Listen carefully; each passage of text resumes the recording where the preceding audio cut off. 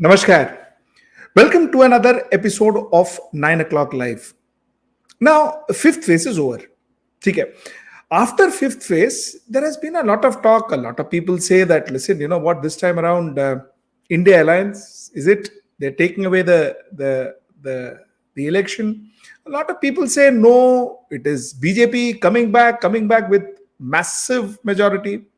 So there's a lot of confusion. Acha, between all this confusion, there are also these experts, these strategists who are making the rounds with all their numbers prediction. I think a lot of strategists have started predicting as if they were astrologers. So they know who is going to come, how much seats, how, which color of dress they will wear when they take oath, and all of that. So that's what it is. Okay, I've got Neelu Vyas with me, senior journalist, a political analyst, and somebody who has kept her finger on the nerves of what's happening. And let's talk to her and find out what exactly is actually happening out there, and who is actually making uh, all those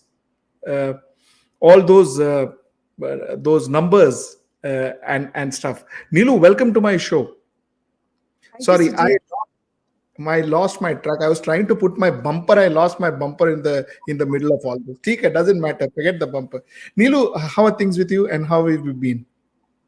All well, just in the middle of a lot of hectic election activity and analyzing and just trying to understand which way the wind is blowing. So, haven't been traveling though, but yes, a lot of interviews and a lot of programs I've done so far. I mean, at the end of five phases, uh, still I would say that it's difficult to predict because it looks like a close contest. Exactly. And first thing first. Has there been a drop in the in India energy, if I may call it that way? Has there been a drop, or have India Alliance given up? Not at all. In fact, if I can just take you back to what happened on 22nd January when this entire build up to the Ram Temple consecration ceremony was happening, that was the time when India Alliance actually seemingly lost steam because of the Ram Temple fervor and the momentum which BJP built. But then some blips happened when leaders like Jyoti Mirdha, then Lallu Singh of BJP, Anant Hegde made those calls that we need 400 because we need to change the constitution. I think that was Sujit the biggest turning point, and that opportunity was grabbed upon by the India Alliance, very quickly, and they turned the entire narrative, from Ram Temple to Samvidhan. This entire narrative of now how they've overtaken this Samvidhan narrative is something for which you'll have to give credit. So to say that they've lost steam would be wrong. In fact, they have picked up a lot of energy in the last few weeks. If you've seen very closely the kind of speeches made by Rahul Gandhi, the kind of speeches made by Priyanka, Tejasvi Yadav, Akhilesh, they've been very, very bombastic, very aggressive, no mood to back down anywhere. They're taking on Modi on each and every step. If you look at the campaign very, very closely, I don't think they've lost steam, but in fact, they've gathered steam and they're leaving BJP behind in that momentum, I would say. So tell me, let's talk about Modi. We started off with 400 plus, and then he came into the Hindu-Muslim debate, and then back as Muslims are very close to him, and he will never be able to say anything against them, and then back to Hindu-Muslim. What exactly is happening with Modi, and what exactly is in his mind? Can you read it? Honestly, to share with you, Sujit, Modi looks like a very, very confused figure in 2024. He doesn't have that clarity at all, which he exuded in 2014 or 2019. Now, what are the reasons for that? I think the biggest reason which I can gauge, off the cuff is that he now has realized that people have started asking for his accountability. And this is what, I'm sensing all across, because it's just not about inflation or price rise or joblessness. It's about a lot of other issues. And again, as I said, that you'll have to give a lot of credit to the opposition in the manner in which they've turned this entire narrative about Samvidhan, about Loktantra, saving the constitution, saving the democracy. You'll have to give that credit. And saving the constitution, there was an undercurrent, which I think many political analysts fail to realize. They thought that this is a very academic subject, this constitution and democracy probably will not work. It just exists within the intellectual class, and it's just part of a very academic conversation. But whereas the things were changing, beneath the ground. And I remember my conversation with Yogendra Yadav, which was about 8 or 9 months back. And in an interview, he told me that, Neelu, I am trying to build a momentum where I will see people uh, holding the Samvidhan booklet in one hand and holding the Tiranga in the other hand. I still remember his words, and those words echo in my mind because now what I see when Rahul Gandhi holds a booklet of the Constitution, when other leaders, the opposition leaders, say about how if BJP returns to power for the third time, the all your constitution will be taken away, which means that all your rights, right to protest, right to free speech, your reservation. So all this is building up into a one fulsome narrative, and this has percolated down to the grassroots. And I think you will have to give credit to the opposition for this, the manner in which they have taken this message door to door. And this is what Modi, I think, failed to understand. Modi thought that no, with his Labharthi schemes and the manner in which he talks, and this is Modi magic, Modi guarantee, all that will work. But if you look at the campaign in the last few weeks, Modi has blipped and blipped. I mean, he doesn't know what he's talking. Sometimes he talks about buffaloes, sometimes he talks about Mangal Sutra. And, he's been raising false alarms. It's not about Modi's Sankalp Patra. It's not about what Modi has promised to the people. People don't even remember where BJP manifesto has disappeared. He's raising false alarms that if Congress comes back to power, your land will be snatched away. If Congress comes back to power, your gold will be taken away. If Congress comes back to power, if you have two buffaloes, your one buffalo will be taken away and will be given to the Muslims. So, this is not a narrative which is given by a man who's very, very balanced or someone who's looking forward to things. He looks like a confused figure, totally confused at the moment, Sujit, honestly. Neelu, let's talk about some important states. Let's talk about Uttar Pradesh. What do you see happening in Uttar Pradesh? Is SP going to score? Congress, are they going to do a comeback there? Sujit, to give you the exact numbers would be very difficult, but what I can Absolutely. from the ground is that there is a momentum against BJP. And I wouldn't be able to tell you that's a huge momentum, but yes, there is a strong undercurrent which is against BJP, whether you talk about Raebareli, whether you talk about Amethi, whether you talk about Faizabad, whether you talk about Kesarganj. Now, these are those high profile constituencies which went to polls in the fifth phase, and there is a strong undercurrent, and there are reasons for that. Reason being that Rahul Gandhi has, and I'm not trying to talk like a Rahul Gandhi spokesperson, but the point is that the opposition's narrative, saying that they will fill up the jobs, the vacancies in the Sarkari jobs, 30 lakh vacancies they will fill up. They will make the contractual jobs into permanent jobs. Agniveer scheme will be rolled out, and they are trying to tell the people that look, these are the merits, and this is they are trying to point out the demerits of how Modi has fooled the people. So all this is working as a very credible narrative.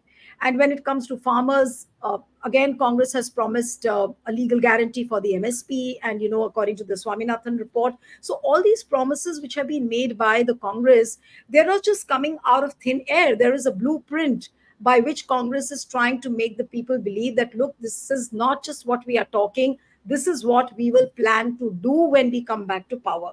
So people think that, and Modi is talking about 1,000 years from here on. Sometimes he talks about 2047. So things are not very clear with what Modi wants to do and will be doing. Though he talks about his 150 days agenda, 100 days agenda, but on the ground, there is a feeling and there is a sentiment which I could sense. People saying that, many things he's promised, but many things have not been fulfilled. So what is the guarantee now if he talks about 1,000 years from here on, or if he talks about 150 days? So that credibility, that belief in Modi, I think somewhere has chipped. I wouldn't say that it's completely chipped off, but yes, there is a palpable sense of disbelief in Modi, that what he promised he has not delivered. So I think there is a strong undercurrent for this, and this is why the story of Uttar Pradesh looks going forward in that direction, that maybe opposition has some hope. I mean, if you talk to the people on the ground and to the party workers, what I felt was that RSS has completely withdrawn. Like I spoke to a few RSS people myself on the phone, and they have completely said that they've withdrawn themselves completely from they are not ready to help BJP. And as is what is very evident from Nadda's recent interview, where he said that RSS is a completely different organization. BJP has grown. So he's making things very, very evident that, okay, BJP is big enough. Now we don't need RSS. So all these things, as a combined narrative, I think are working against the BJP. Now, again, I wouldn't guess numbers, but yes, I think opposition should be in a position to win a sizable number of seats. But again, what could be the strength? I won't be able to comment right now. Is there a split within the BJP in Uttar Pradesh? What I mean is there a split between Yogi and Modi? Yes, I mean, a lot of people I spoke to, and they were saying that Yogi is very worried that if Modi comes back to power for the third time, then probably uh, his chief ministership will be at a loss. Is exactly what Arvind Kejriwal tried to ask and tell the people, that look, Yogi ji, you need to be careful. Your chief ministership will go. So that is one thing, and it's very, very evident that Amit Shah and his lobby are trying to consolidate certain sections of BJP which are working against Yogi. So this thing is very, very evident in in UP, that Yogi and Modi or his lobby, they are in two different directions. So this is another potential factor which could drag BJP away from the victory. If not a complete victory, then at least they won't be getting those number of seats which they might have thought of. Now let's come to Maharashtra. Maharashtra, I would say, definitely doesn't look the way it was in 2019. But then a lot of us, we need to understand that Maharashtra, Bharatiya Janata Party only won 23 seats. They didn't win 42 seats. So would they get that 23? What do you think, Neelu? See, there is a great sympathy this time on on the Maharashtra front. As I've been speaking, I haven't traveled to Maharashtra, but I did a couple of programs connecting people from Maharashtra, from the grassroots level, where they're saying that the sympathy factor for Uddhav and the sympathy for Sharad Pawar is really making waves, and this could be a real game changer, because people feel that this Tod Phod ki sarkar, and what Modi tried to do with Shiv Sena, the Asli Shiv Sena and the Nakli Shiv Sena. This thing is really embedded in the minds of the people, that there is some kind of injustice which has been done to Uddhav Thackeray. There is some injustice which has been done to Sharad Pawar. And this is really making things work for the Maharashtra Vikas Agadi, and which is why, like many political analysts from Maharashtra have been telling me, that you wouldn't be surprised if BJP is just reduced to just about 10 or 12 seats. I mean, even I couldn't believe when the day I did a program with Prakash Pore, who's the editor-in-chief of Daily Deshonati Group, which is a popular group of Maharashtra. And they said that don't be surprised if BJP is just reduced to about 10 or 12 seats. But the BJP spokespersons with whom I've been like inviting them on the program, they sound very gung-ho that no, you should be set in for a surprise. But somehow I have a feeling that, things are not working the BJP's way this time in Maharashtra. Maharashtra, in fact, has been the biggest political hunting ground for BJP, but this could prove to be a Waterloo also for BJP. So Maharashtra is really going to be difficult, I think, for BJP this time. So we conclude that 63, which they got last time in Uttar Pradesh, will not happen this time. 23, which they got last time in Maharashtra, will not happen this time. Let's go to West Bengal, Neelu. How do you think West Bengal is looking currently? West Bengal, I think it's going to be a tight contest. I haven't traveled though, but yes, a lot of people with whom I connected, they have been telling me that Mamta is trying hard. In certain pockets, there is a Modi factor because there is a Modi society, in every district. This Modi ka parivar, this narrative which was built by the troll army and the BJP's troll army, that is working quite well in Bengal this time. So Bengal could be in for a tight contest, but you never know. I mean, what works in favor of Mamta Banerjee towards the last. But yes, BJP is trying hard to make inroads, and though they are saying that they will try to amplify the numbers much more than 18 seats which they got last time, but many people say that no, they might just get reduced to 8 or 9 seats. But as of now, what I feel, West Bengal looks like a tight contest, and this Modi society, which I'm talking about, the Modi Parivar, where Modi ka society, where people are looking for a change, because there are certain sections which say that Mamta's party or the Trinamool Congress has indulged in a lot of corruption, and people don't want that kind of corruption. Though they are also seeing corruption on BJP's end as well, but. But it seems that BJP is trying to make strong inroads into West Bengal, so it could be a tight contest in West Bengal. That's what I feel. Let me tell my viewers, Nilu, you have been speaking to a few of the best minds in the country over the last 2.5 months. In fact, we all go by your interviews because we watch your interviews because that gives us a lot of information and a lot of analysis. So when you say something, you're basing it on the amount of the repository of knowledge that you collect through your interviews. So yeah, I mean, I just wanted my viewers to know that. Coming back to West Bengal, before we go to Bihar, I want to talk a few more points on West Bengal. What about Sandesh Kali? Has it affected TMC as they say it has? See, the reality of Sandesh Khali is out after that sting operation. So people believe that what happened in Sandesh Khali was a facade. BJP tried to create that kind of a controversy for political gains, and that has not gone down well with the people of Bengal, because they thought that at least they'll be able to rest Sandesh Khali. They will try to make they just for that one seat. BJP tried to create a false narrative, and this is what I said in the beginning, that what Prime Minister Modi is also doing, BJP is doing the same. They are trying to create false alarms. They are trying to create a false picture, and this is what exactly happened in Sandesh Kali. So if Prime Minister Modi or BJP were thinking that they will try and win a lot of women votes in Sandesh Kali by creating or stirring this controversy, at the end of the day, the women votes would be lost. And there's so much of face loss for BJP especially after the sting operation, in which the BJP leader was seen speaking that we were asked to do this, and there was actually no rape happening. So that has led to a loss of credibility as far as Sandesh Khali is concerned. But West Bengal, as I told you, and as what people have been telling me, that BJP is trying very, very hard to make inroads into the West Bengal, and through this Modi ka parivar, the Modi ka society, which they have created in every district. So this is one thing. I don't know to what extent it will work, but yes, as far as Sandesh Khali is concerned, I think it has fallen flat, and BJP is exposed after the Sandesh Khali controversy, and the reality has come out that they were trying to stir up a controversy where there was none. So this, I think, hasn't gone down very well, with the people, especially in Sandesh Khali. Let's go to Bihar.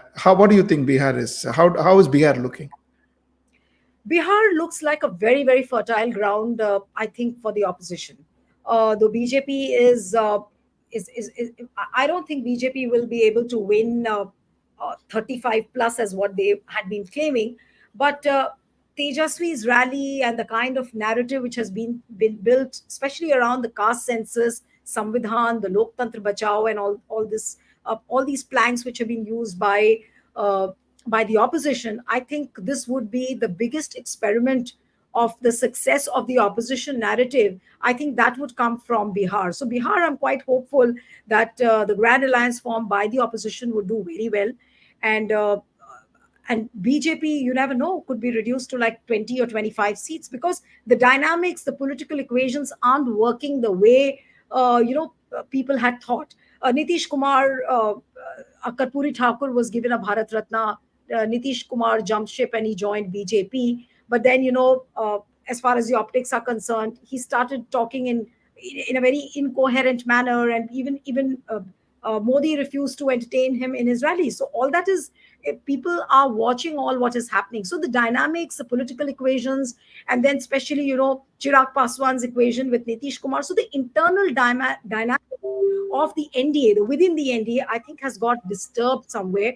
And Modi thought of joining all those dots, but instead of joining those dots, I think dots have just fallen away. So I think Bihar doesn't look good for BJP, and it looks quite ripe and fertile, I think, for India Alliance. So I'm quite hopeful that India Alliance would do quite well in Bihar, without guessing the numbers, of course. Is it the end of Nitish Kumar's career? See, Nitish Kumar, I think honestly, is anyways playing his last innings. When he was the chief minister last time, and even he was with the India Alliance, I mean, the opposition, uh, there were already rumors at that time that, if he's given a governorship, or if he's made the president or the vice president, he might join NDA. Now, if a man like Nitish Kumar can jump the ship just because of a Bharat Ratna given to Karpuri Thakur, so what would you say to his credibility? So he has lost credibility. He has shown that he's a leader without a spine. Though he did a lot, he played a big role in putting together the India alliance. But somewhere, that momentum he himself lost. In fact, he shot himself in his foot by taking steps like that. So I think, anyways, he's playing his last innings. But people in Bihar say that you can never rule out Nitish Kumar. He's like a the Ajar Amar Mukhyamantri. That is what the people in Bihar say. You never know what tactics he plays. And when it comes to the Bihar Assembly elections, you wouldn't be surprised that if he joins the Mahagathbandhan, and Mahagathbandhan, of course, would welcome him. But I don't think that, there is such a face loss as far as Nitish Kumar is concerned. There's such a big loss of credibility as far as Nitish Kumar is concerned. I don't think he will be in a position to carry on very, very long in Bihar, at least. Let's go to Karnataka. How do you think Karnataka is looking? Karnataka, I think, looks very, very bright, thanks to DK Shivkumar and the combination of Siddaramaiah. What people have been telling me is that the Karnataka model, which, in fact, the Karnataka model, like the Gujarat model, Modi popularized the Gujarat model, and DK Shivkumar is trying to popularize the Karnataka model. And he's saying, and a similar kind of a model is being worked around in Telangana and in all the Congress ruled states. So Karnataka is seen as a model right now, and they are saying that if India Alliance government comes back to power, we will try and replicate all what we have seen in Karnataka, whether it is the Griha Lakshmi scheme, which is being talked about. This is what Congress has also promised in its manifesto. So I think DK Shivkumar is the hero, the real hero, who is working behind the curtains. He's burning the midnight oil, and I'm quite hopeful this time that BJP wouldn't be getting as many seats as they have thought in their Lok Sabha elections. And the best part is that the momentum which Siddaramaiah maintained after the last year's assembly elections, that credibility and that momentum is staying on with Congress. And that, I think, would be the biggest asset for Congress at this point of time. So I think Congress should do well in Karnataka. And as DK Shivkumar said, that, we'll try and win 20 plus or 22 plus seats. So you never know. DK Shivkumar can really pull the rabbit out of the hat. People call DK Shivkumar the Congress version of Amit Shah. Do you agree? Absolutely. And he's actually, if you look at the times of Pranab Mukherjee, he was seen as the real troubleshooter of Congress. Whenever a crisis arose, Yes. he used to be the man to go to. So I think DK Shivkumar is now in that role. If you remember when this Himachal crisis happened recently, when everybody thought that Himachal government will fall and there's some kind of a lotus operation happening, DK Shivkumar was the man who was sent to Himachal. So I think DK Shivkumar is the new Pranab Mukherjee of Congress, and you never know what bigger role he is in for as far as Congress is concerned. So he is the real troubleshooter, the present day Pranab Mukherjee, I would say. Neelu, why did Annamalai not work the way one thought he would? In fact, he was very popular. He was doing a fantastic job in terms of campaigning. Why do you think he's not working the way people thought he would? I wouldn't be able to comment much on Annamalai, but with my little brief interaction I've had of him and whatever I have read, I think his image is now more like a rabble rouser, like promising too many things but making a lot of loud noise. Is almost like what Tejasvi Surya is seen as in BJP. So he's like another Tejasvi Surya of Tamil Nadu, I would say. So people have not been taking him very, very seriously, though he tried his level best to, try to make himself as a credible face. Many people started in between also saying that, if BJP gets good numbers in Tamil Nadu, then he's the next CM of Tamil Nadu if BJP comes back to power at any point of time. So he's tried his level best to, amplify the Hindutva narrative, to go to towns with his rabble rousing. He's not minced words with that, and he's tried to show his loyalty to Modi and to BJP on many fronts. That there's no bigger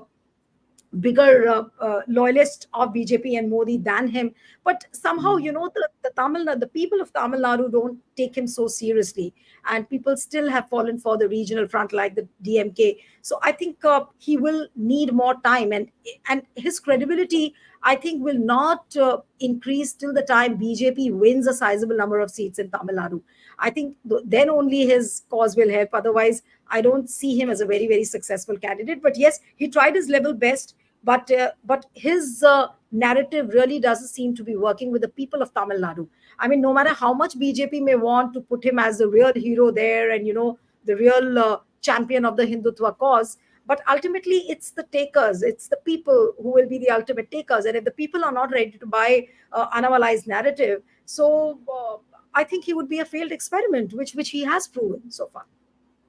So what are you? What do you think? What's your opinion? Tamil Nadu, will BJP score? Tamil Nadu, maybe people are saying that because of the efforts put in by the people.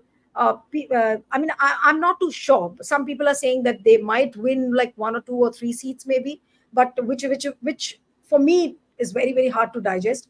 I don't. I'm not thinking on those lines at all. But you never know. I think we'll have to wait and watch how things unfold with BJP in Tamil Nadu. It's difficult to predict, actually. 3 seats would be very, very good, Neelu. But it would be the first time. Yes. Yeah, I mean, like many people I've met, they're saying 2 to 3 seats, which is very hard to believe. Very hard to believe. Okay, now I want to talk to you about something more interesting. Now, there is this strategist called Prashant Kishore. Okay, he seems to be kind of more than strategist. I think he has started predicting, which is very nice, which is fine. But the fact is, he says that Modi will win 300 plus. In fact, today he made a statement that if Modi doesn't do 370, we'll have a problem with the stock market. The point is, fair enough. I mean, he must be having his own reasons why he's saying this, but how can somebody predict, Neelu, in your expert opinion, how can somebody predict, and how can somebody sit in a room and say that, listen, 370, 320, 80, 60, 40, how does this work? See, the first question I think, Sujit, to ask in context of Prashant Kishore is that is he an astrologer or is he a poll strategist? That is the first question I would want to ask. And knowing his loyalties and the way he has functioned, does he have an ideology? He works for every party, right? He began his experiments with Narendra Modi. Then he experimented. There's no harm in experimenting because that was his job. That was the business in which he was. But then now, knowing the fact he's worked with Mamta, he's worked with Amrinder Singh, he's worked with Modi, he's worked with people from all ideologies. So the first question which I want to ask Prashant Kishore is that what is your ideology, Prashant? First, he needs to clarify that. Then he needs to clarify his role, that is he making these off the cuff statements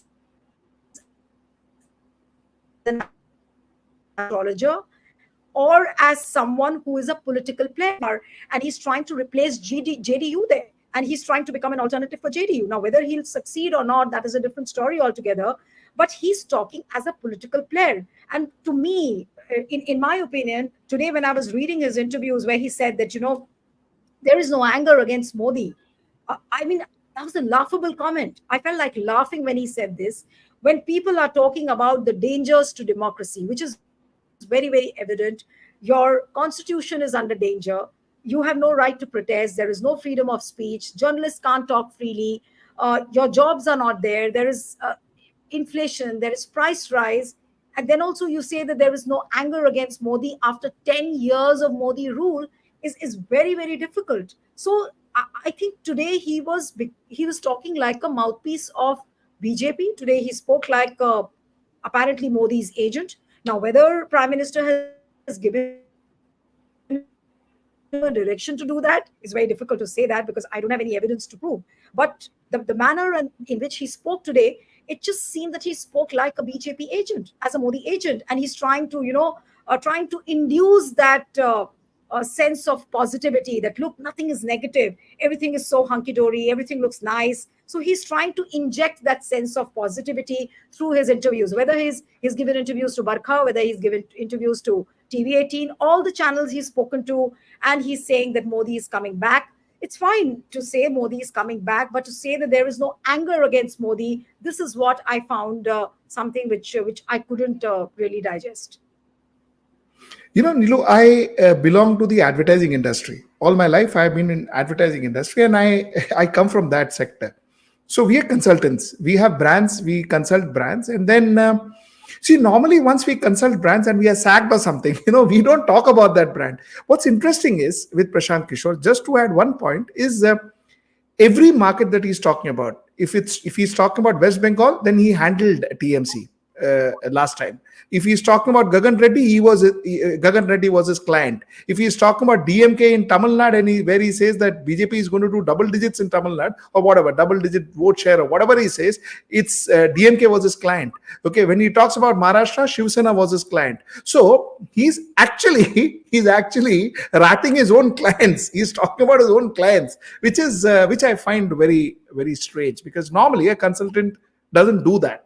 That's against the ethics of consultancy. Anyway, doesn't matter. Actually, tell me, what happens if a Bharatiya Janata Party gets something like 270, 280 seats? Is there a chance that maybe Mr. Narendra Modi may not come back as a prime minister? See, there is a strong buzz about this, that supposing if BJP is not able to get a strong majority or a comfortable majority, there is a strong rumor. I would call it a rumor for now, because nobody's speaking about it on record, except for the interviews which I did with Yashwant Sinha. I must share it with you. Yashwant Sinha I interviewed Parkala Prabhakar, all these people whom I interviewed, and they said that there is a strong possibility that there will be a great churning within BJP, and all these voices which have been dwarfed, whether it is Rajnath Singh, whether it is Nitin Gadkari, whether it is Vasundhara Raje or Shivraj Chauhan, they will try and become more vocal. And possibility is that RSS might begin to reassert itself. Even though Nadda has said that, BJP has grown enough and now we don't need RSS, it's a cultural and the ideological wing. But I think if Modi doesn't get a comfortable majority, I think RSS in all likelihood will try and reassert itself, take some call as to who the prime minister should be. So I think if Modi could be in real trouble if BJP doesn't win a handsome majority. But then I think we'll have to wait and watch, because there are all sorts of speculations doing the round that, Modi might do an insurrection, which what we saw Trump did, when he lost. So all those things are there as a buzz, but there is no evidence to that. I think we'll have to just wait what happens on 4th June. But yes, there is a strong possibility of what you're saying, that if they don't get a comfortable majority, RSS might reassert. There will be a lot of churning within the BJP. And as I told you, the sideline leaders, they will try and reassert that why should we need Modi? So maybe that Modi and Amit Shah will have to pack up their bags, and I don't know how it's going to be, but looks difficult. I mean, we'll have to still wait. Otherwise, it'd just be equivalent to kite flying and nothing else. I want to take one viewer question, Neelu, with your permission. Yeah. There's a viewer called Jinu George who says, if people are angry against Modi, why ain't they protesting? Nobody stopped them. considering alternatives called Rahul Gandhi, whatever. So he's saying, okay, if you're saying that people are angry against Modi, then why aren't they protesting? Logical question.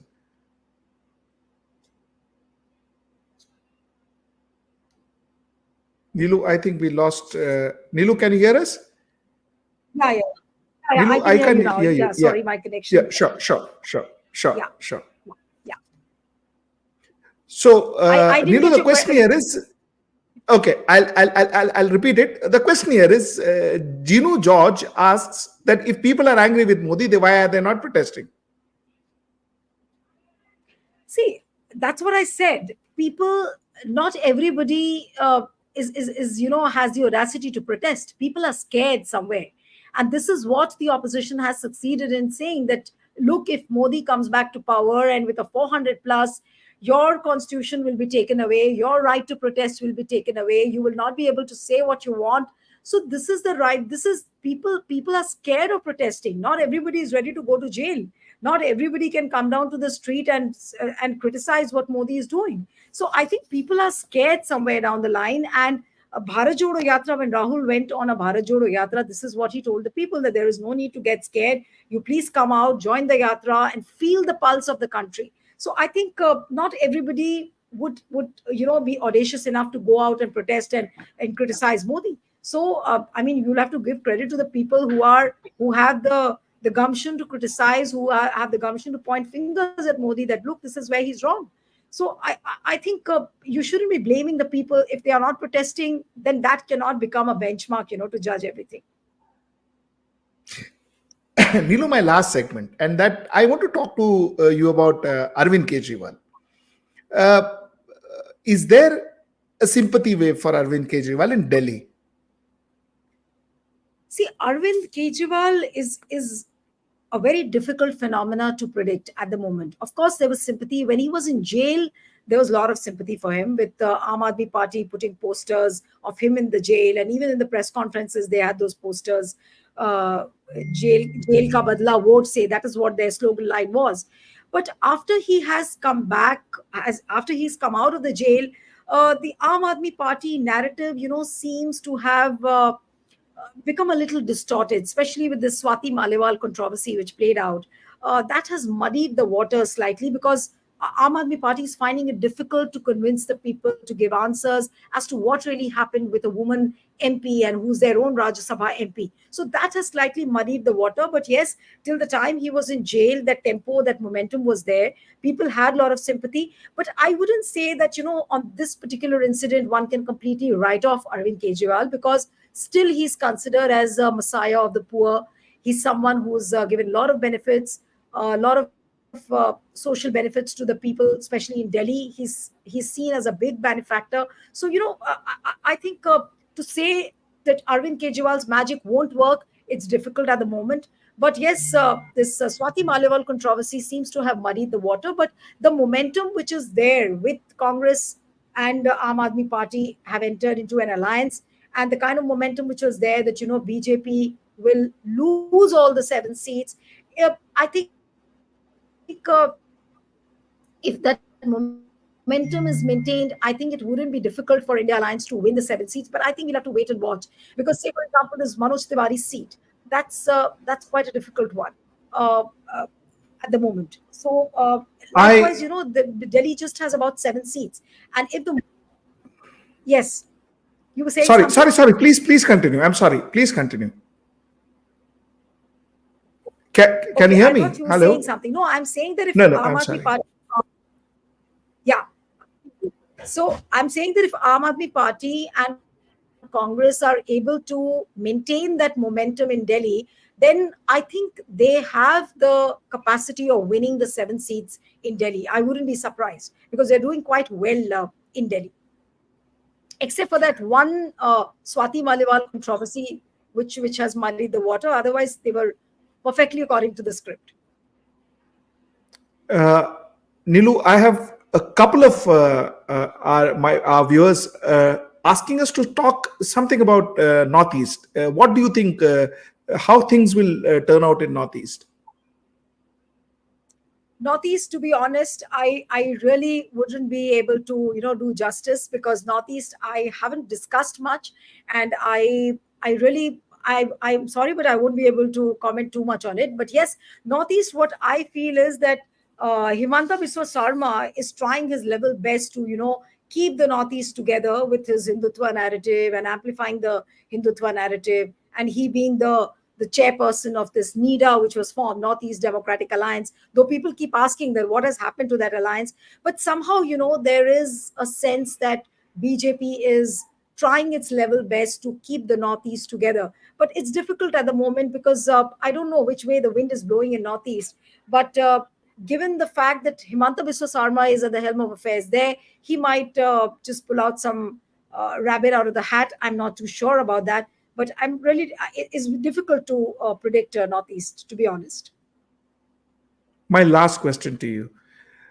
Arvind Kejriwal seems to be very confident when he spoke about Amit Shah as the next prime minister in 2025, 2026.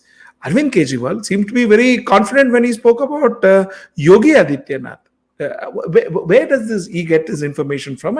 And do you think what he's saying is actually based on some facts?